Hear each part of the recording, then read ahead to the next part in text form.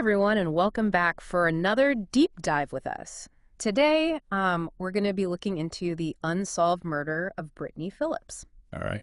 So our source material is a true crime podcast episode all about this case. And just right off the bat, there's some really interesting details in here, like a mysterious attic access point Okay. and a purple pillowcase that just seems really out of place. Interesting. Yeah. So in this deep dive, we're going to be going through all the information about this case and figuring out what happened to Britney, what we know for sure, and what's still a mystery all these years later. Sounds good. Yeah. And of course, we can't talk about this case without talking about Britney's mother, Maggie, and her fight to get justice for her daughter. Absolutely. It's a case that shows not only, the tragic loss of someone so young, but also how strong the people left behind can be when they're fighting for answers. This investigation has so many twists and turns. Oh. It's really captivating. For sure. So to really understand this whole case, let's start by learning about Britney herself.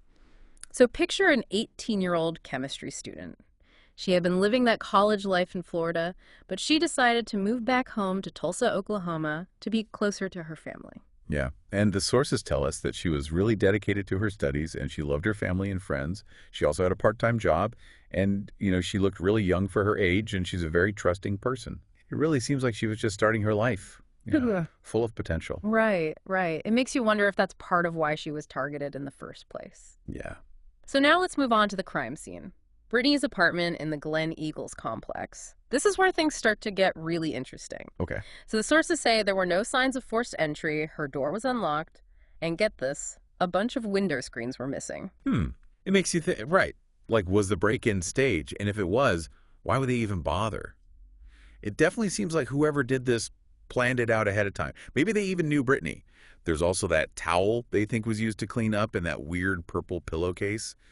Those details make it seem even more like this wasn't just some random act. Right, right. And then there's where they found Britney's body in the apartment. That just adds more questions. Yeah. So with all these weird details, it must have been a really confusing case for the investigators. Oh, absolutely. The pressure they must have been under to solve this. Yeah. The sources talk about how they really went all out, collecting evidence, talking to anyone who might have known Britney, and of course, running DNA tests. Okay. And it seemed like they weren't getting anywhere for a long time, but then there was a huge breakthrough. They found a semen stain on the bedsheet that matched blood on the wall. Wow. So it sounds like they were finally going to catch the guy. Britney's family, especially Maggie, must have been so relieved. You would think so, right? Finding that match gave them hope that they were close to getting justice. But sadly, that hope didn't last very long. Wait, really? What happened? This is starting to sound like one of those big twists you were talking about earlier. What happened with the DNA? Well, this is where things get really crazy, and you won't believe where that DNA evidence actually leads. But we'll have to get into that in part 2. Welcome back to our deep dive on the Britney Phillips case. Before the break, we were talking about that DNA evidence that seemed like it was going to solve the whole thing. Yeah, it really seemed like they were finally getting close to finding out who did it. But then you said something about a twist. Right. So, years later, with all the new DNA technology, they found out that the DNA actually belonged to someone who had nothing to do with the crime at all. It was the boyfriend of one of Britney's friends, and he had slept in her bed before. Are you serious? So all those years, they were focused on the wrong person. That's got to be one of the most frustrating things ever for everyone, especially for Britney's mom. It just goes to show how even what seems like really strong evidence can be totally wrong.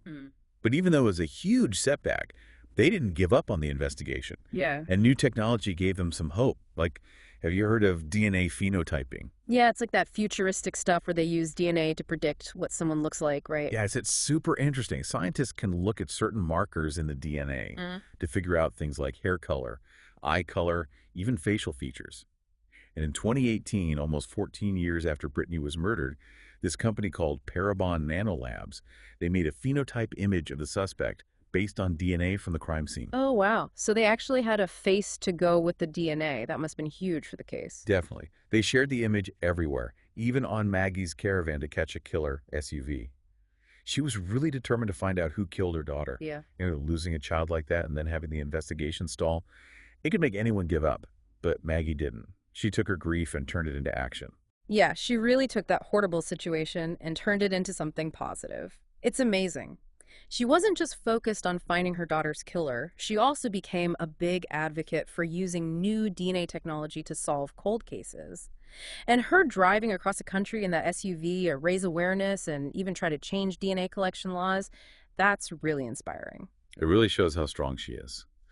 But it wasn't just Maggie working on the case. They were also doing things like those cold case playing cards. Cold case playing cards, what are those? I've never heard of them. So basically, it's a deck of cards where each card has information about an unsolved case. Hmm. Britney's case was on one of those cards. Then they handed these cards out in prisons. It was a pretty smart idea because they figured someone in prison might know something that could help solve a case. Wow, like using the prisoners as a network of informant, that's pretty clever. So they had all this high-tech DNA stuff, Maggie's campaign, and even this prison thing going on. Did any of it lead to anything? Did they find any good leads? Well, in 2019, the detective in charge of the cold case, Detective Major, he decided to try something new. He ran the DNA profile through GED Match. It's a public genealogy database, like those ancestry websites. Right, right. But how is GED match different from the DNA databases that the police usually use? It's different because anyone can upload their DNA to GD Match to find relatives or learn about their family history, and they can choose to make their profile public. So it's a much bigger database than what the police usually have access to. And guess what? They found a match. Someone's DNA profile matched perfectly. After 15 years, it must have felt like they finally had their guy, especially for Maggie and everyone else who had been working so hard on the case. Oh, yeah, it was a huge moment of hope. But you know what they say, if it seems too good to be true. Oh no. Don't tell me they hit another dead end. Yeah, it's crazy. History repeated itself. Oh man, come on, you gotta tell me what happened. A perfect DNA match after 15 years, it's like they were so close, and then another dead end. I don't get it. It's wild, right? So, turns out, the DNA they matched, it didn't actually belong to the killer. It was from a guy they had already looked into years ago and ruled out. Remember how that first DNA test pointed them in the wrong direction? Yeah. Well, they compared this guy's DNA to that wrong profile. It's like they accidentally got the right answer, but for the completely wrong reason. Wow, so all those years later, they had to go back and talk to this guy again just to find out, nope, still not him. Yeah. What a roller coaster, all that hope, just to be let down again. It's like this case is just full of twists and turns. It really shows you just how complicated these investigations can be. Yeah. You think you have something solid like DNA, and then it turns out to be a dead end. So after all this, all these years and all these twists, where are they now with the investigation? Do they think they'll ever find Britney's killer? The Tulsa police haven't given up, which is good.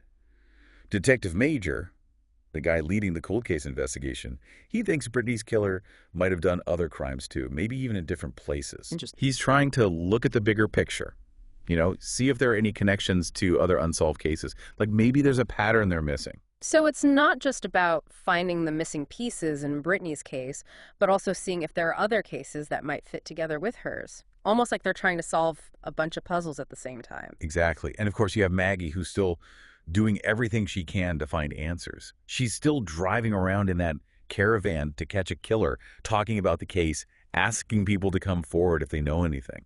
It's incredible the way she's turned her grief into something so powerful. She's really an amazing person. It makes you think, what would it take to finally solve this case? What's the biggest thing holding them back? Is it that so much time has passed? Or all those false leads? What do you think? For me, the hardest part is that they still don't know why the killer did it. Was it random? Was it personal? Something else is like a big missing piece. If they knew why, maybe it would help them figure out who. It's true.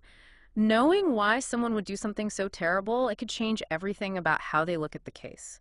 They could look at the suspects differently, look at the evidence again, and maybe even some of those random details would start to make sense. Right. But even without knowing why, there's still hope. DNA technology is getting better all the time, and more people are putting their DNA into those databases like GED Match. It's possible that one day they'll find someone related to the killer in one of those databases. So the same technology that led to one of those false leads could actually end up solving the whole case. It's crazy how that works. Yeah. What do you think, listener? Do you think they'll ever find out who killed Britney Phillips? Well, it can't say for sure, but I think we have to believe that it's possible. New evidence could come up. Maggie's work could lead to something. Someone could come forward with new information. Justice for Britney is still possible. And that's really what this deep dive has been all about. We started with just one podcast episode and ended up exploring this really complicated and sad case. We've seen all the twists and turns, the crazy technology they're using, and how much Maggie is doing to find her daughter's killer. But in the end, the biggest question is still unanswered. Who killed Britney Phillips? Before we go, if anyone listening has any information about this case, anything at all, please contact the police or reach out to Maggie through her website, BritneyPhillips.net. You can also find updates and connect with her on Facebook. Even something that seems small or unimportant to you, it could be what they need to finally solve this case. Exactly. Every little bit helps, and speaking up could make all the difference. Thank you all for joining us for this deep dive. We hope you learned something new about the case and that maybe it even inspired you to get involved in the fight for justice, not just for Britney, but for everyone out there waiting for answers. We hope that one day soon, Britney's case will be solved and she and her family can finally get the justice they deserve.